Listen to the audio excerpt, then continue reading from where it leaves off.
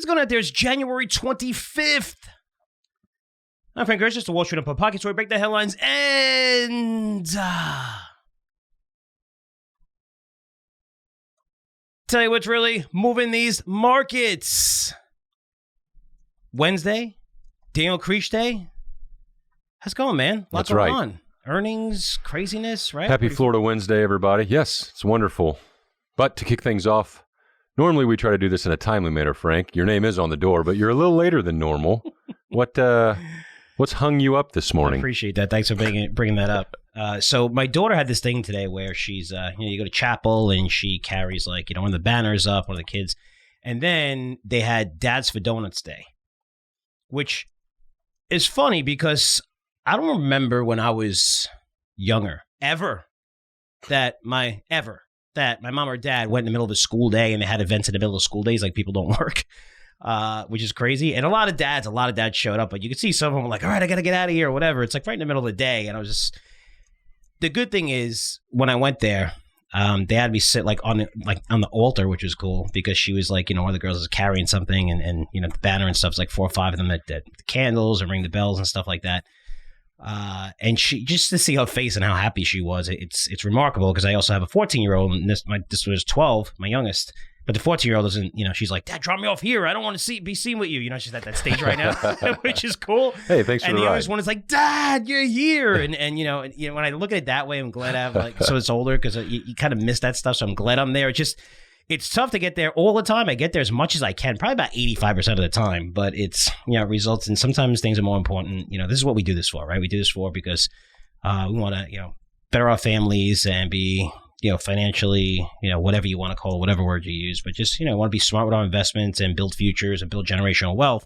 At the end of the day, it's all for your family. So, being there for her was really cool. I find it funny that I don't know if that only happens in Florida. I'm interested to hear from you, frankhersresearch.com, if they have all these things in the middle of the day and just telling you, hey, you got to go to these things. And I just think it's funny and like nobody works, which is crazy. But it's definitely worth it just to see her face and how excited she was and spend some time this morning. So we are bringing this a tiny bit later than normal. Well, that's okay. And to keep with the randomness here and fun things, Frank, if I say something, I'm going to say something to you, and I want to know what this means, okay? If I say, and everybody needs to pay attention, if I say it's 90 seconds to midnight, what do you think? What do you think I'm referring to, or what comes to mind? 90 seconds to midnight, Frank, it's a big deal. I don't know. Don't smile. It's serious. I don't know. What is it? Well, what if I say the Bulletin of Atomic Scientist? Mm-hmm.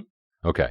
So, Frank, there's this World Doomsday Clock out there, and every January, this group of brilliant people meet. And I don't know if you have a picture of it over there. I don't think you do. But they only show a quarter. If you think of a picture of a clock, they only show the upper left portion of this clock. Mm-hmm. So from the 9 o'clock to 12 o'clock. It's pretty lazy if you ask me. However, it's 90 seconds to midnight. Midnight is game over.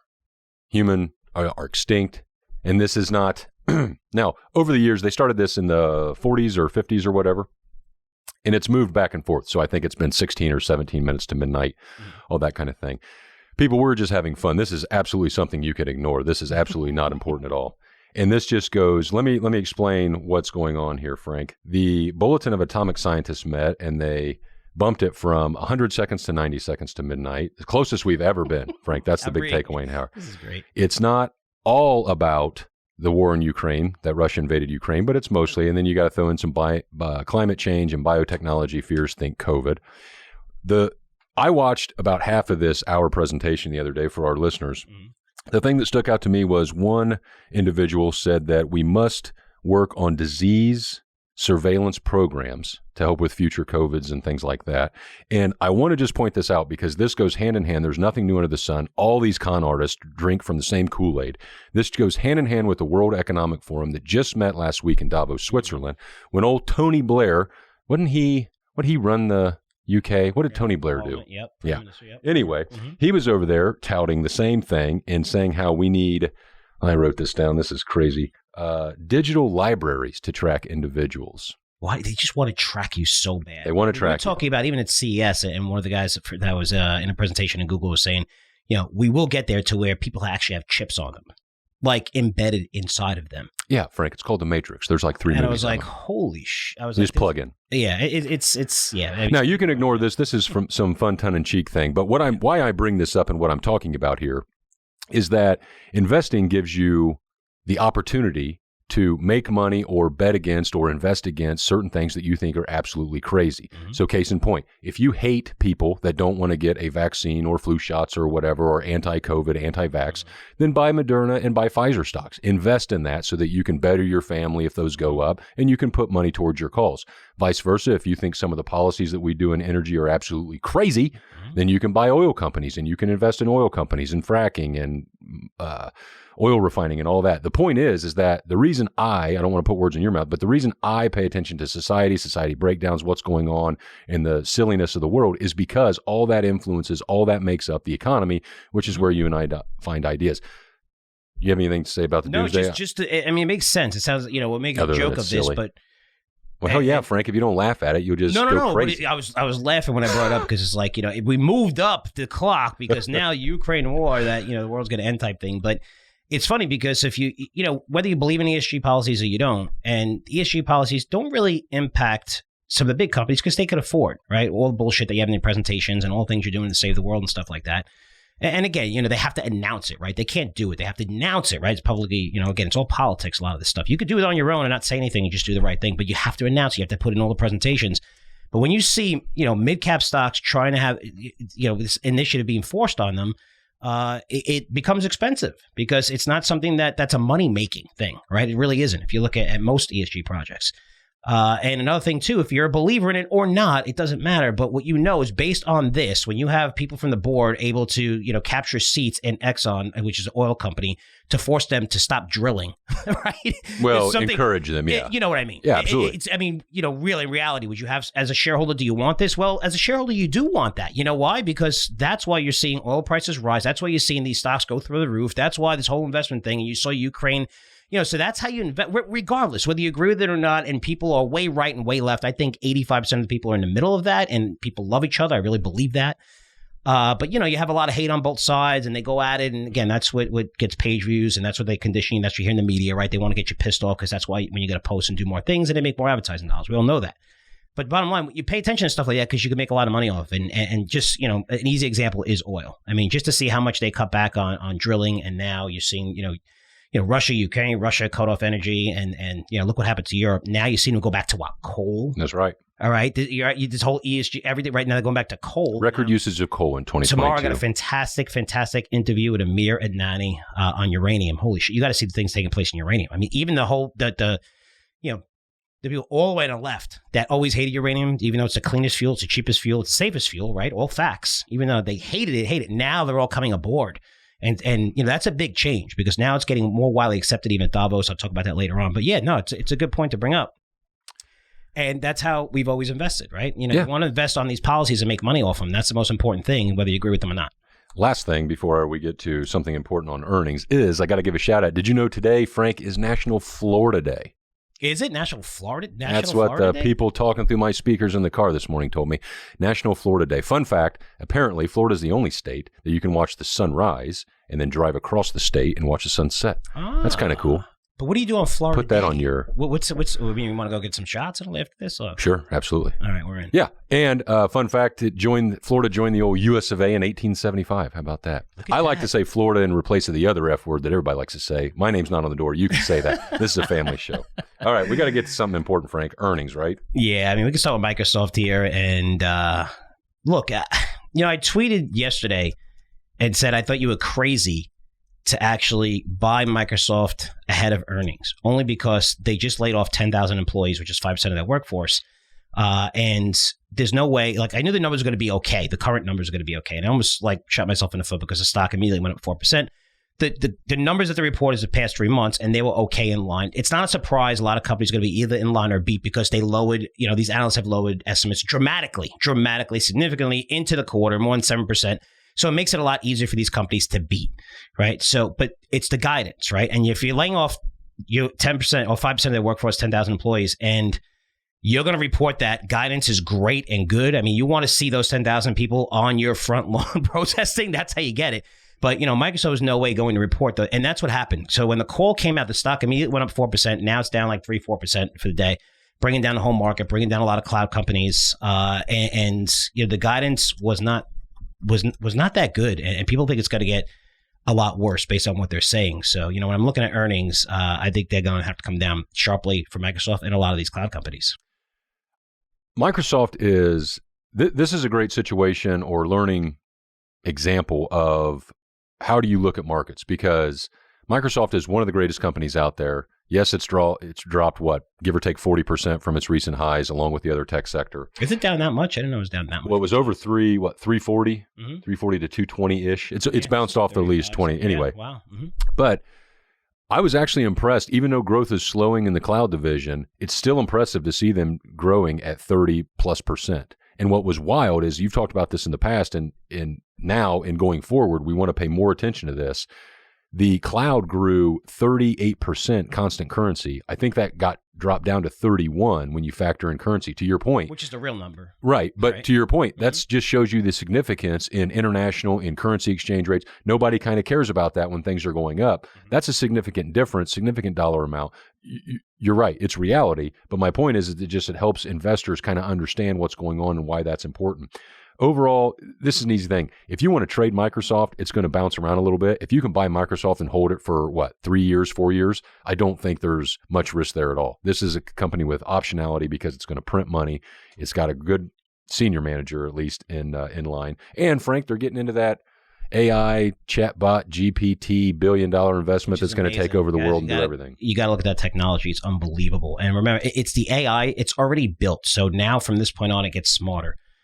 It's going to be able to write things for you in your voice. It's really incredible. I'm really starting to really dig in, especially from the publishing side of the industry. It's unbelievable. It's fascinating.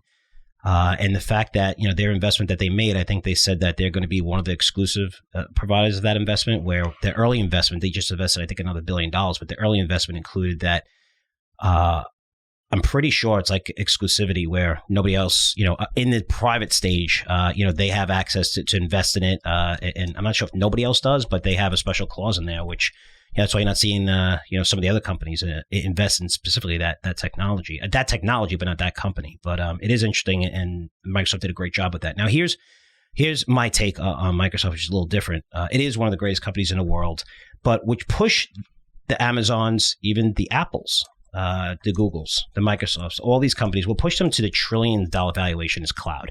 It was a game changer where this is a massive high margin business. And when you have high margin businesses and you see them slow, or you see a company slow, mostly technology and software companies, the reason why those companies get hit the most is because it's much harder to cut costs, when the only way is just to get rid of employees, which is what you're seeing across the industry, where if factories, you can close factories.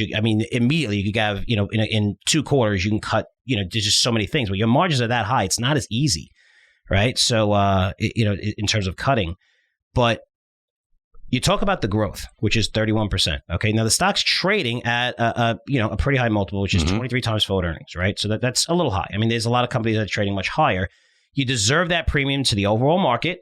Okay. Because you're on Microsoft and you've been growing. But now this is like one of the only growth drivers. Right. And it's fine because it's massive. But now you're seeing the slowdown. And that's what's scary, because it's pretty strong at 31%, and you can say that's great, but it's much less than 35% that was expected, which drives the multiple, right? So you could be one of those people that say, well, it's 31%, but here's what happened, because when the stock went up, they reported good numbers like I figured they would because they lowered their estimates, and then the guidance was weak, and then on the quarter, management really got into it, and they said the PC market was in line with expectations, but executional challenges impacted our Surface business. They said advertiser spend declined slightly more than expected, which impacted search and news advertising and LinkedIn. The company is seeing customers exercise caution in this environment, and as some results weakened through December. That's the last part of that quarter, which means they're weakening through December, which tells me they're going to be weak going forward. So it wasn't like, hey, it was weak. When they report current earnings. When they report the next earnings. That's what's scary, right? Because now you're seeing it. You're really seeing this thing. And that's what scares me about this market is it's constant demand destruction that's not going away. It's not like, oh, okay, we're done. The Fed continues to reduce liquidity. I don't know if you saw Capital One. Horrible numbers. Delinquencies up.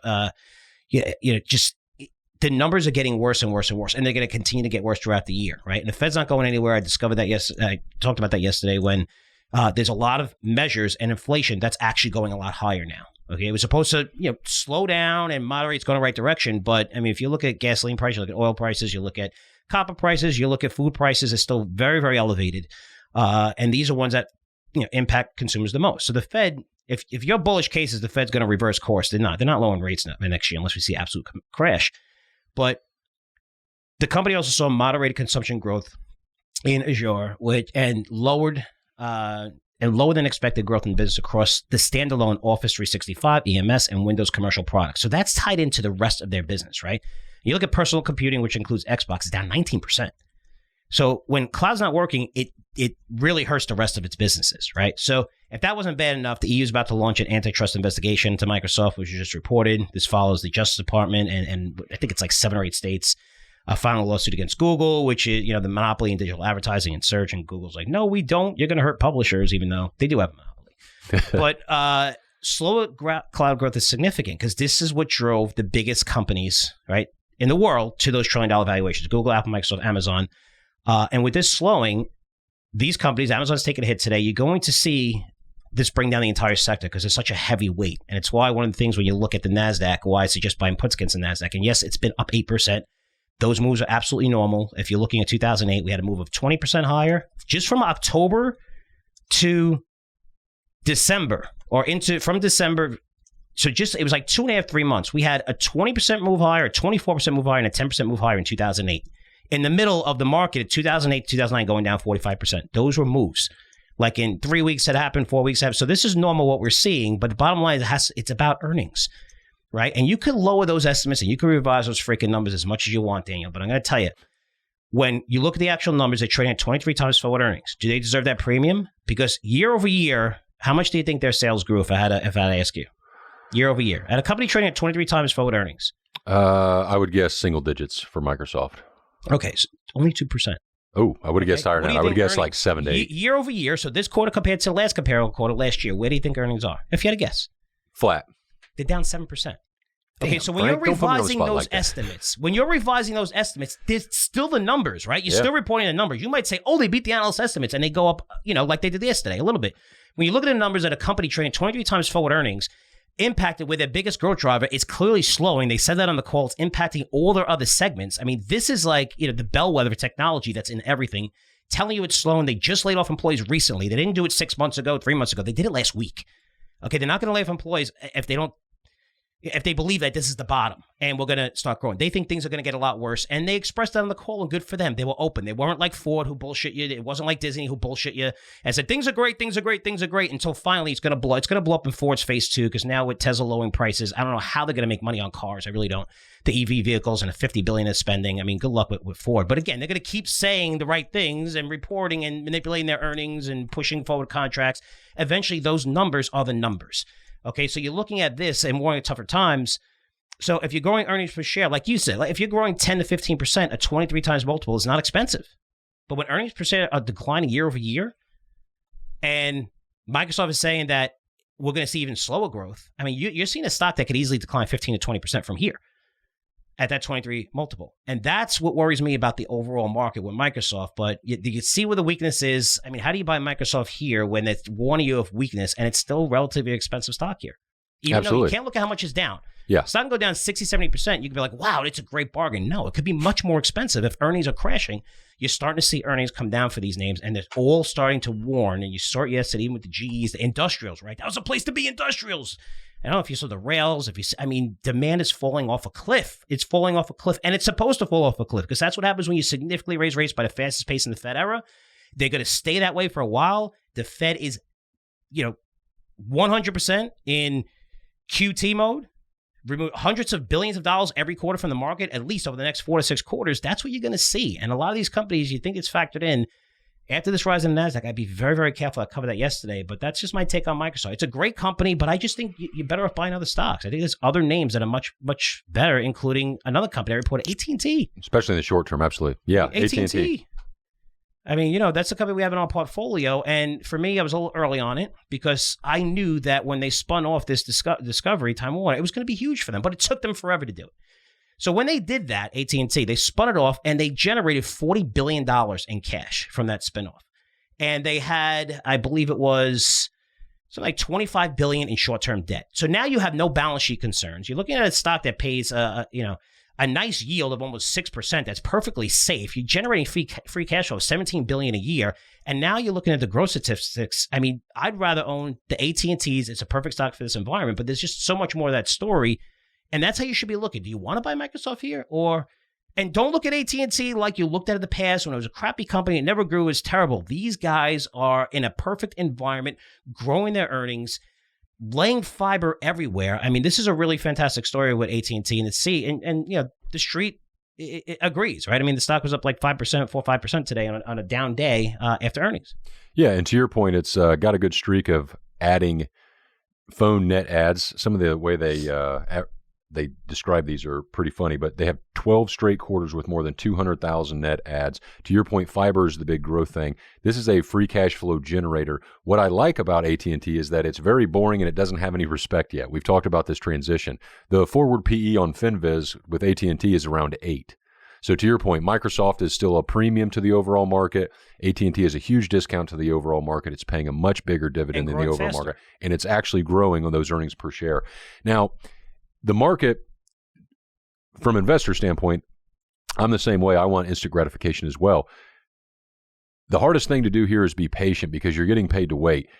The market is going to turn, but turn slowly. And to their credit, yes, the spinoff took a little longer and all that kind of stuff, but after years and years and years of underperformance, there's no reason to just flip the switch and give them all the credit. That's not how the world works. Mm-hmm. But they are putting up, like I said, the ads are good. This is just a great, boring company because you have a good story on why you think they're going to grow even more because of their new sales tactics. But again, this is a buy and forget about it. What's exciting to me from a quote unquote younger analyst and investor is these are going to be the growth stories going forward for at least the next couple of years in this high inflation environment. And I don't want to say easy in an arrogant way, but the average Joe can now buy solid companies like this when fundamentals matter and compound their capital at a competitive return during a terrible time in global markets. That I am not doing any justice, Frank, to get people excited about that as I should be, but we'll practice on that over time. But this was a solid quarter, and for it to go up 5% on a down day, is the market overall still down? I'd assume it is. Yes. So this is a 4 or 5% stop in the face of a large headwind after a huge rally and everything. It's participated in the rally as well. This is a buy and forget about it. Throw it in a box and bury it. Frank. Here's the thing. My story with AT&T. So I just built my new house. I'm going to be moving in there 3 weeks. Finally, man, stressful. It's crazy. It's not splitting your own house. It's great. It's a good thing, but man. So we got internet service, and AT&T has fiber there. And AT&T's been aggressively laying fiber for a long time, and it's a difference maker. Because the fiber is now, they're giving you 1 gig, where Comcast was like, whatever, it's 200 Mbps, right? And you can go to 400, and they say, well, we can offer 2 gigs in some spots or whatever. I have Comcast here. I pay $500 a month for my Comcast, okay? And that's business, right? So this is residential, and if you don't know the difference between business and residential, it's very simple. They automatically charge you 2 to 3x just because you're a business. That's what Comcast does. But even regular Comcast it's going to be $200 just to get fast internet speeds, and their fast internet speeds are half as fast as AT&T. Overall, they do have places where they're like, oh, we have 2 gigs or whatever, and AT&T goes as high as 2 gigs as well. But everything's like the average and like almost the lowest part is 1 gig. So now I'm getting super fast internet. It was $89 just for the month. No monthly contract, won't get raised, and I can cancel whenever I want. So as they're doing this, and it took 4 hours to do it at my house and everything, and going, again, it's a brand new house, so they're just looking for all the wires and stuff like that. They have another guy come in and say, hey, I'm part of AT&T. And this guy starts pitching me. I have Verizon as my phone service. And he's there going to every house, and this is their strategy, AT&T, and you could tell it's working because I don't know if you saw, very weird, right? I mean, you always saw these net ads, right? Or the declines, right? You always saw the declines, but now they're, with the fiber accounts, it's 280,000 fiber net ads, 12 straight quarters with more than 200,000 net ads. So where they have fiber, people are getting it because it's cheaper than Comcast, it's cheaper than the other services, all the cable companies.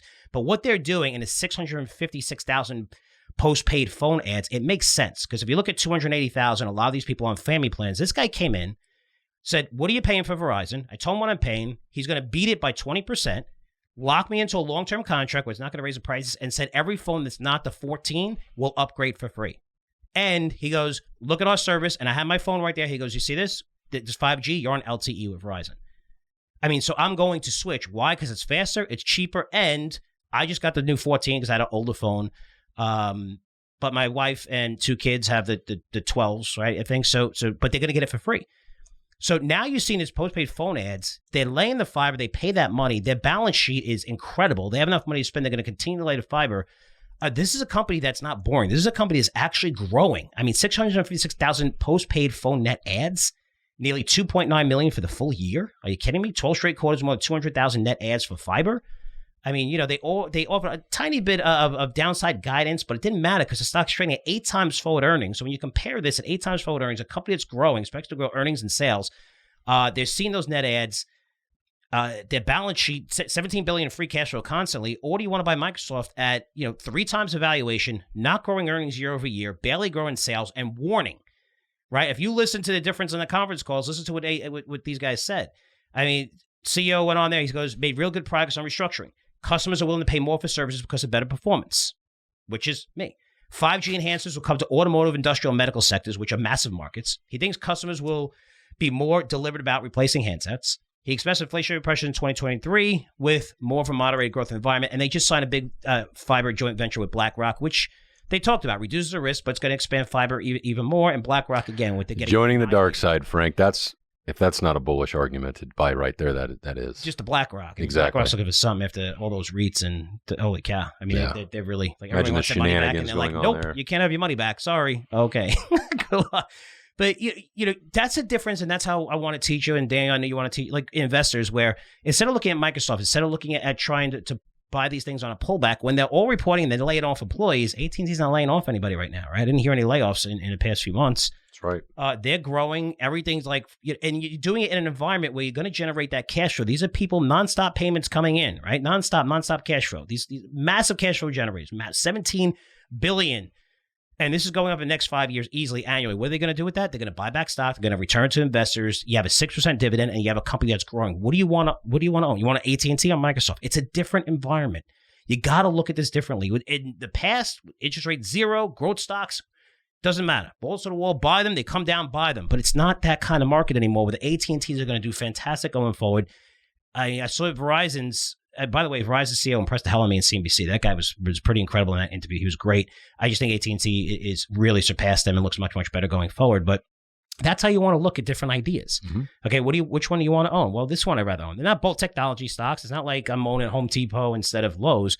But they are both large cap stocks, right? I mean, they both pay dividends, and this pays a higher dividend, growing faster, much more growth potential. And again, Microsoft is just warning and being cautious, and I love Microsoft is very open and honest about it, which is cool because you don't see that from all companies, especially from the Disneys, which I hated, especially from the Fords, especially from a lot of companies out there. They just say, no, we're okay, we're good. And then it's going to come to roost like it did, that terrible, Disney quarter when they're like, everyone's like, holy shit, where did that come from? That came from you lying for 6 quarters, telling us how great it was just because you were adding people for free to Disney streaming. Even though you're losing billions of dollars a quarter and you're going to continue to do that for year after year, nobody wanted to pay attention to that. Now you are in this market, especially when you have a massive amount of debt. I don't hate Disney. I just even the way the stock price is, but when you have that much debt and you're looking at a high interest rate environment, right? It's a different company right now. They're trying to find their growth. They're locked into an area that is massively competitive, and very few companies outside of Netflix will make money on it in terms of streaming, and they continue to pour money into it, and, that could be dangerous for the company. I just don't see how that could be a buy as they're putting all this money into Disney Plus and streaming, and Ford as well. I have no idea how Ford's going to be able to make their numbers. They might make them this quarter or whatever, but again, it's just going forward, the amount of money they have to spend all in on EVs, and the fact that EV prices are coming down, they can't really make money on the EVs that they're selling right now in terms of profits. It's going to be a tough company. It's going to be really tough for that company to do well. But the AT&Ts and there's others as well that will do well in this environment, and that's what we're going to try to find for you in our newsletters. Absolutely. AT&T and Ford report the 2nd and the 8th, I think, of February, so we'll be watching those. Also, we're in the heart of earnings season. The big dogs in oil report next week. Exxon kicks off, I believe, or maybe not kicks off, but Exxon reports, I believe, on Tuesday of next week.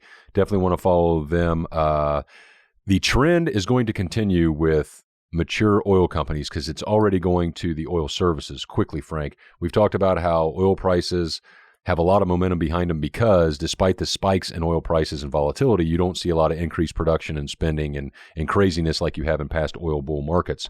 That is now transitioning. They're focusing on shareholder returns, strong balance sheets to navigate the environment. That's actually going to oil service companies, Halliburton, Baker Hughes. Halliburton raised their dividend 33%, and going forward, will use 50% of annual cash flows to reward shareholders through dividends and buybacks. That's a big deal. Look for that trend to continue. We'll report on the big dogs. We're huge ExxonMobil fans here because it's helped our dollar stock club. Nailed that. That was a great pick a while ago. Again, I was going to say it was a good while ago. But to your point, that was after. The reason that made me pull the trigger was because they were appointing those silly guys to the board of the clowns, and it did drop 15% or 20% right after that, but now it's up 80%. So. And life is good, people. One thing with oil companies, too, the bigger names and also the oil service companies that just report, like the Baker Hughes and Halliburton's and stuff and Schlumberger's, there's a reason why some of those are trading near 52-week highs is because we're finally seeing, for the first time in a while, international growth is exploding. And it should be because of what happened, right? They cut back significantly. It hurt a lot of these companies because you're like, wow, oil's going higher, and these service companies never really participated. They're participating now, and they're the industry leaders because you're seeing massive growth internationally as they ramp up spending because now they're like, holy shit, we cannot be in this situation. Europe got lucky, and I'm very, very happy for them that they have a much milder winter so far.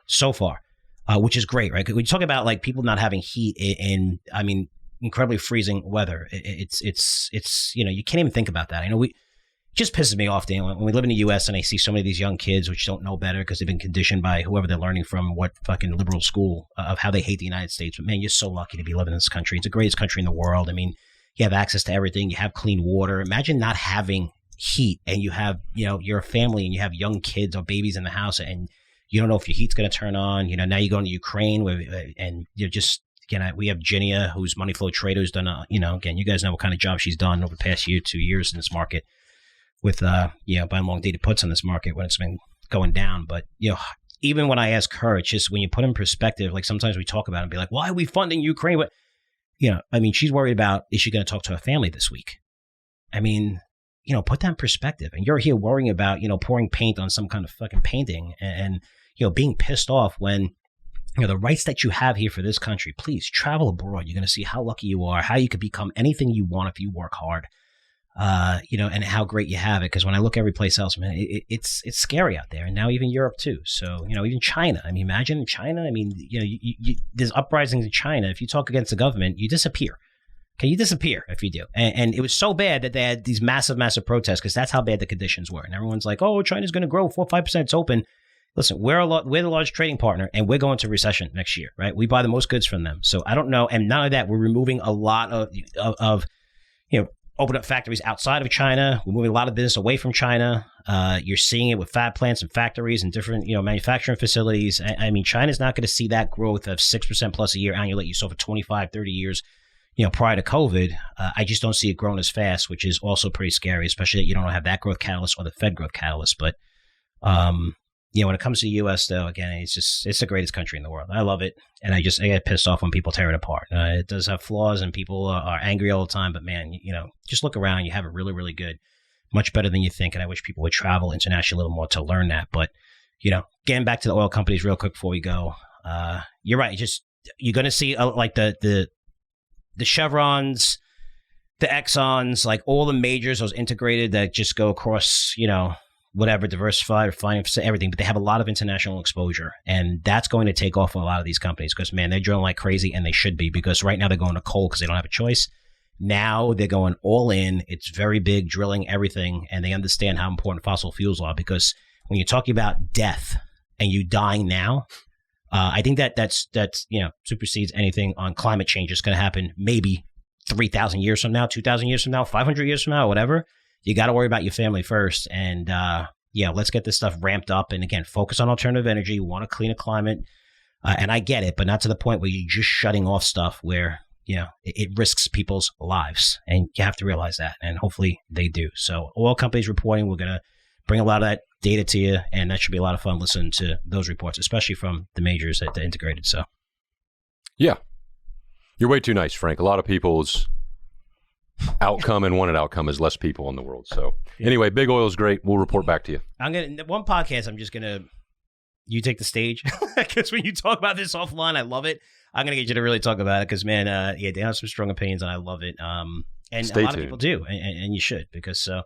But anyway, so Daniel, thanks so much. We covered a lot. Really dug into two of those earning reports. Boeing reported 2 weak numbers, but not getting nailed that much because the stock has come down a lot. You're still seeing those massive orders for new planes, and that market's good. But again, supply chain and stuff like that, that's stuff that's going to get fixed.